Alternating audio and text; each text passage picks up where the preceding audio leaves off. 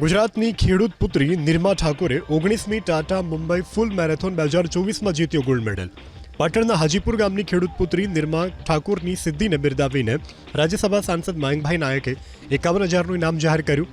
એટલું જ નહીં, દીકરીની યોગ્ય તાલીમની પણ ચિંતા કરી અને સાંસદ મયંકભાઈ નાયકે ગૃહ અને રમતગમત મંત્રી હર્ષભાઈ સંઘવીને પત્ર લખી નિર્મા ઠાકોરને આધુનિક તાલીમ વ્યવસ્થા ગોઠવવા ભલામણ કરી છે।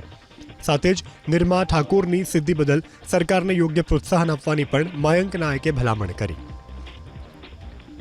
ચાઇના ખાતે અને તેમજ મુંબઈ ખાતે યોજાયેલી મેરેથોન દોડમાં ચાઇનામાં 5મા નંબરે અને મુંબઈમાં પ્રથમ નંબરે આજે વિજેતા બની છે। ત્યારે આવા નાના ગામડાની દીકરી જ્યારે આટલી મોટી સિદ્ધિ પ્રાપ્ત કરી હોય ત્યારે એને પ્રોત્સાહન થાય। મારી રાજ્ય સરકારને પણ મેં પત્ર લખ્યો છે કે રાજ્ય સરકાર પણ આ વિષયમાં થોડી જો એની મર્યાદામાં મદદ કરશે તો આ દીકરી ભવિષ્યમાં રાજ્ય અને દેશનું નામ ઉજ્જવળ કરશે એવી મને આશા છે।